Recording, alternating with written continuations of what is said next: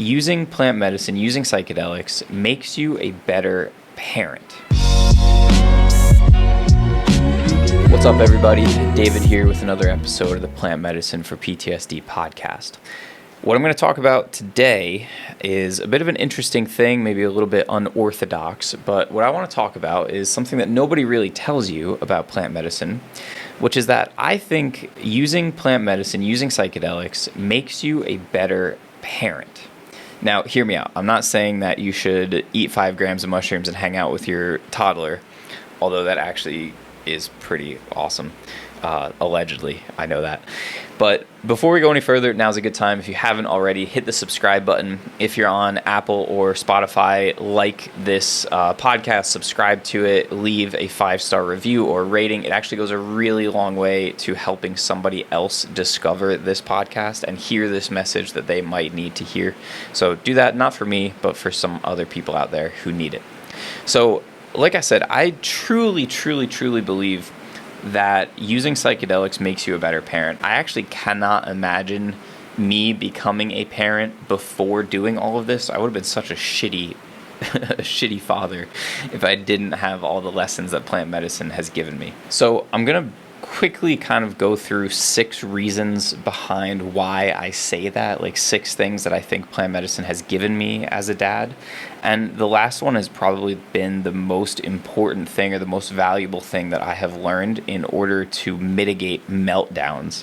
Because right now, the time I'm recording this at least, our daughter is 2 years and 2 months old, so like squarely in the terrible twos, as it were, which I don't believe in, by the way. I'm going to explain why I don't believe that's a thing either. So first of all, if you have heard us talk about microdosing, you've probably heard us use this phrase, sacred pause.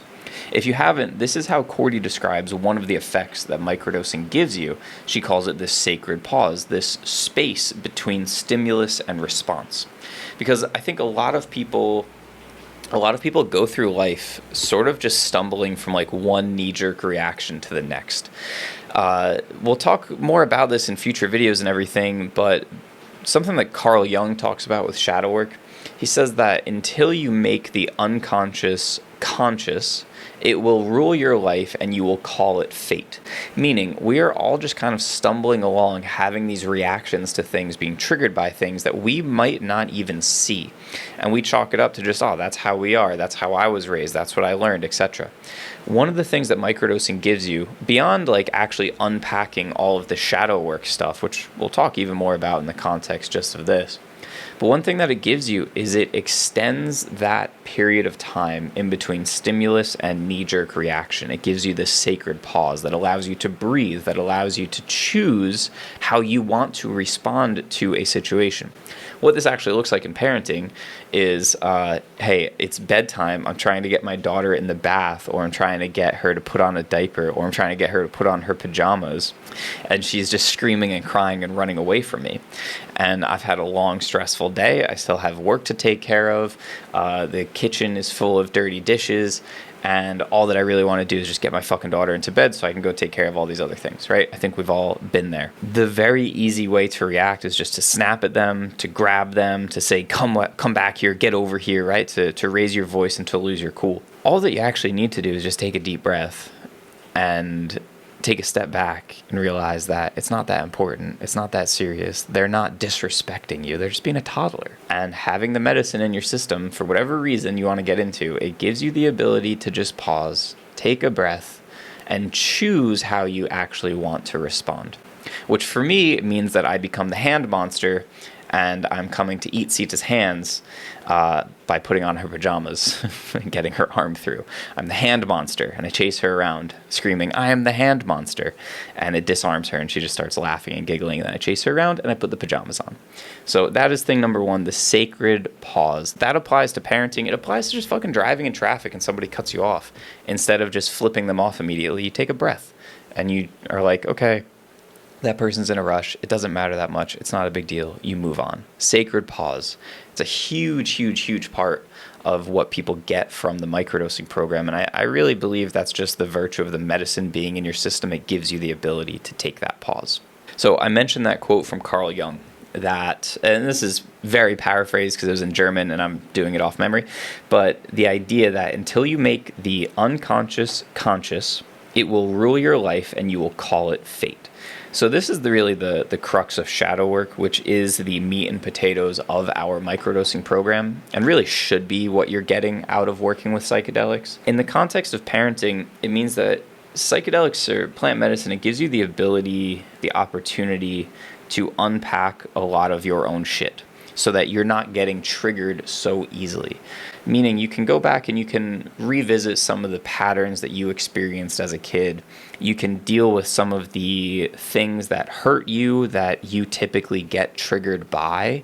A good buddy of mine one time was telling me about his kids were older. His son was like 13 or so at the time. He was telling me about his kid giving him shit, like talking back to him, and how my buddy saw himself so much in that kid. And he wanted to just, like, when his son was giving him shit, he wanted to snap at him and just be like, who the fuck do you think you are? Who do you think that you're talking to? Right? And I gave this guy a piece of advice. I said, like, dude, what do you think, like, if you see yourself so much in your son, when you were your son's age, what do you think you needed then? What do you wish an adult could have said to you? What do you wish your father could have done for you? And just changing that perspective to kind of see himself in his son and think, what did I actually need when I was a kid? It's funny because my friend told me this years later that, like, this piece of advice, like, literally changed his relationship with his son.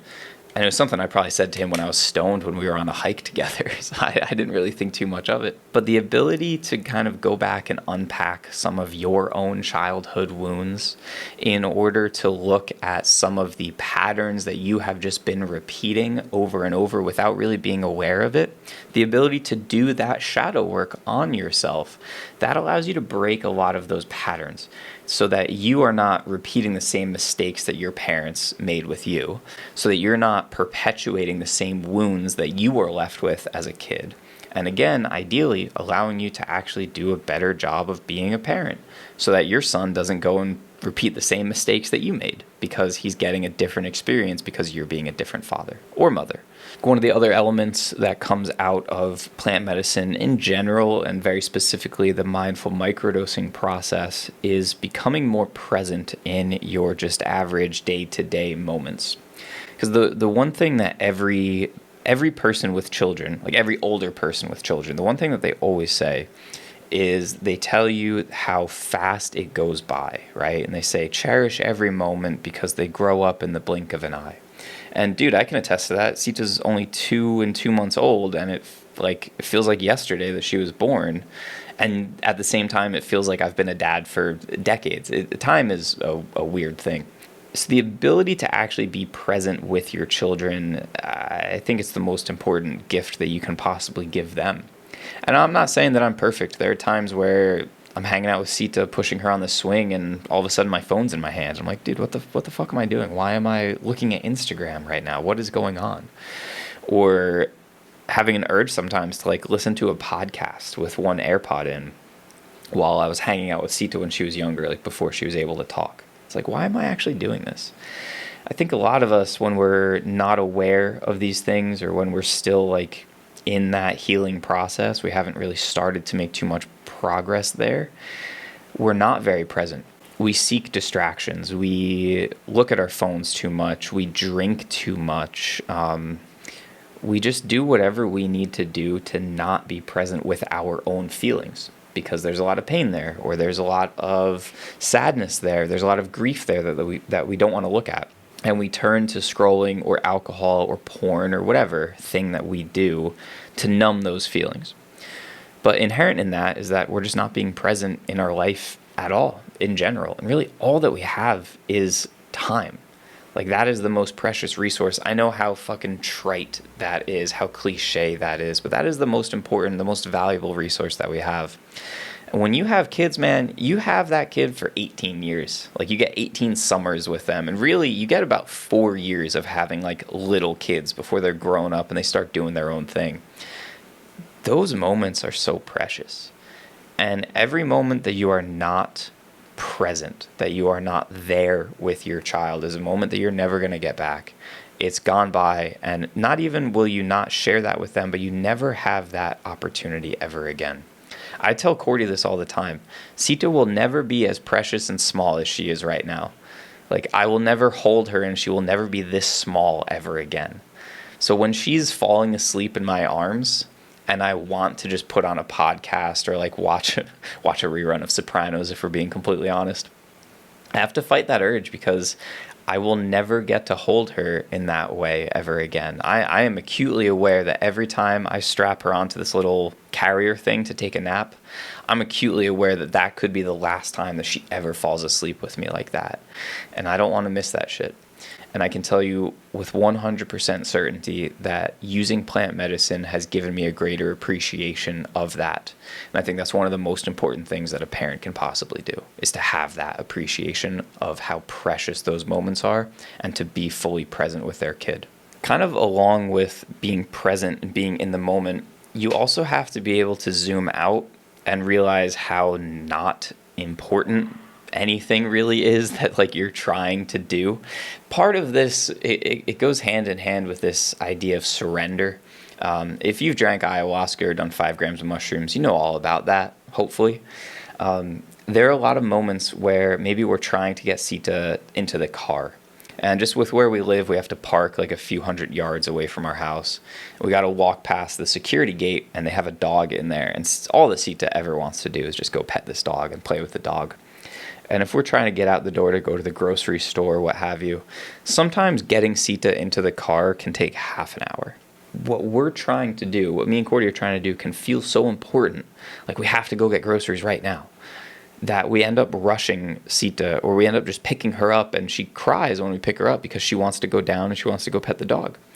And you have to realize, like, what we're trying to do is not that fucking important. Like, we're not going to an appointment. There's nobody waiting for us there. The grocery store is not closing anytime soon. So do we really need to get her in the car right now? It's sort of like when you're walking I always hate this when I see people doing it. They're walking their dog and the dog just wants to stop and sniff everything, and they're just yanking on the leash to make the dog keep walking. That's kind of what it's like to walk around with a toddler. She wants to go look at some flowers, or she wants to go pet the dog, or she wants to throw rocks, or she wants to pick leaves off of a bush. And we're just being like, come on, Sita, like, come on, we got to go get in the car. We got to get in the car. We got to get in the car. It's like, do we really actually have to get in the car? Can we take 20 minutes for her to explore her environment on the way to the car? Like, yes. 99 times out of 100, the answer is yes. We don't actually have anywhere that pressing to be. And if we did, and we know that we have to be somewhere at a certain time, we should just leave the house 20 minutes earlier than we actually need to afford her the time to explore.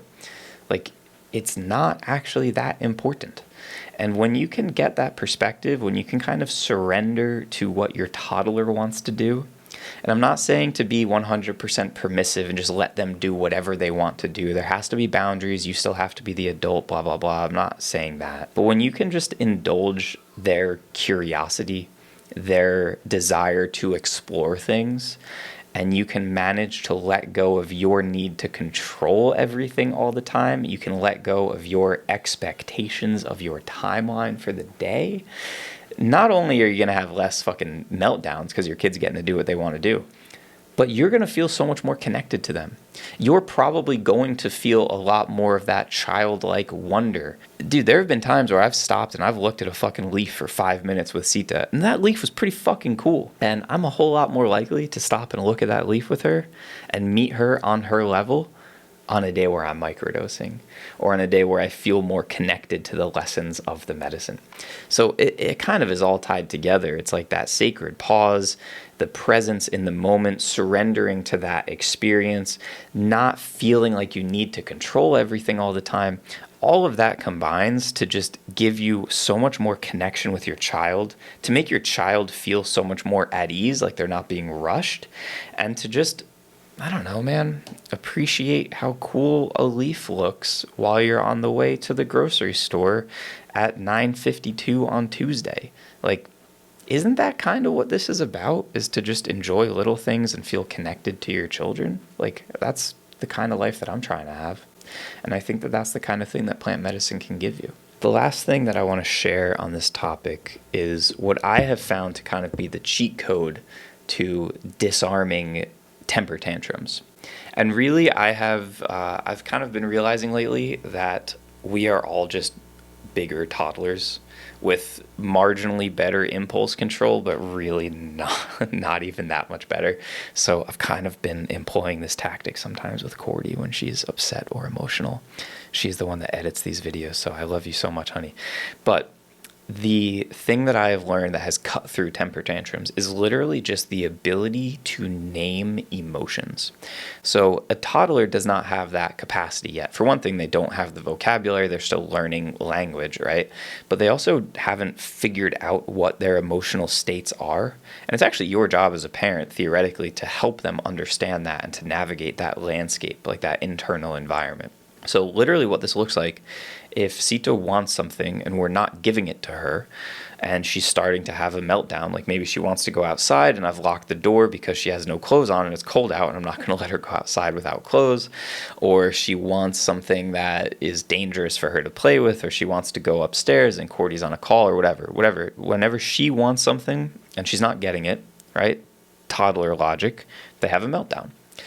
All that I need to do in that moment is to help her understand what's going on. So I would literally say, you want to go down, don't you? If I'm holding her and she's screaming down, down, down and starting to like freak out.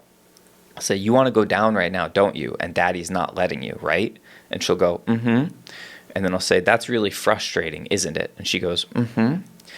Or literally, Sita, you want to go out, right? And she goes, mm-hmm. I think the most important thing there, or the reason that this works, is for one thing, she's understanding that I understand what she wants, right? So as a toddler, not only is it frustrating that you're not getting the thing that you want, but imagine how frustrating it is that you can't even communicate to this adult, to this omniscient, omnipotent being from your perspective. You can't even communicate to them the thing that you want. So not only can you not get it, but you're powerless to even express that you want it. So if I can communicate to her and basically affirm that I understand the thing that she wants, right?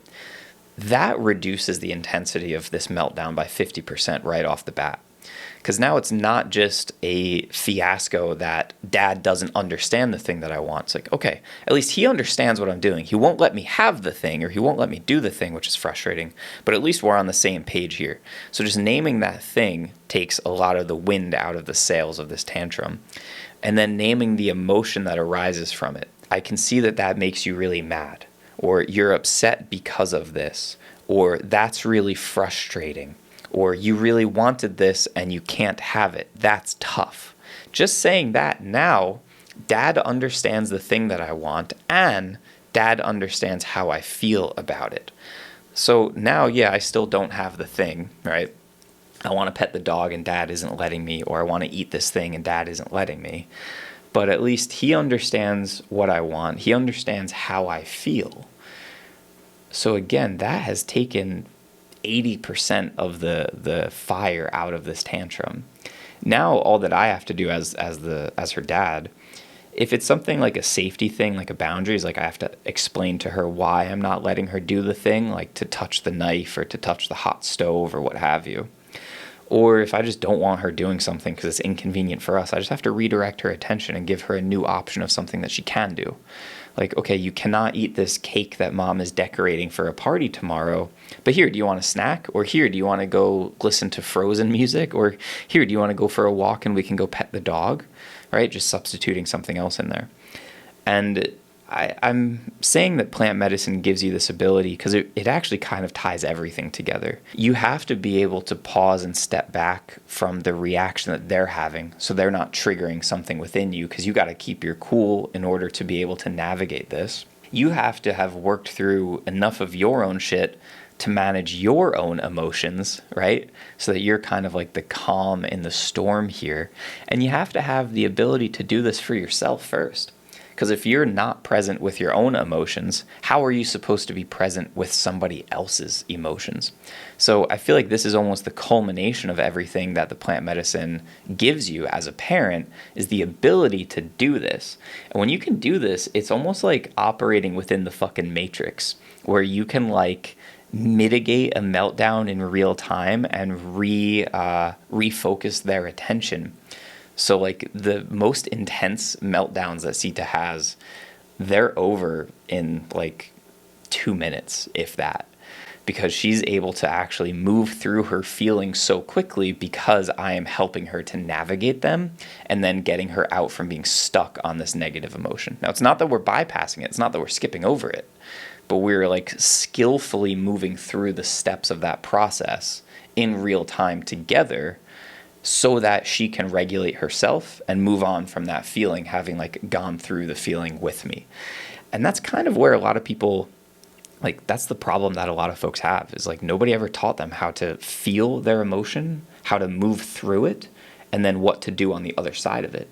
That's where a lot of trauma kind of comes in, is like these stuck emotions. Like, so many of our clients have this sadness or this grief that they never processed, that they never had the time or the space or the skills or capacity to process. As a parent, I feel like that is your job, is to teach those skills to your toddler. And dude, I would not be doing half the job that I'm doing of that without having done all of the work that I've done with plant medicine myself. So if you're a parent and you're fucking struggling with some of that stuff, check out a few of the things that we have down in the description here. We've got one video that kind of walks through the Mindful Microdosing program and how our method works.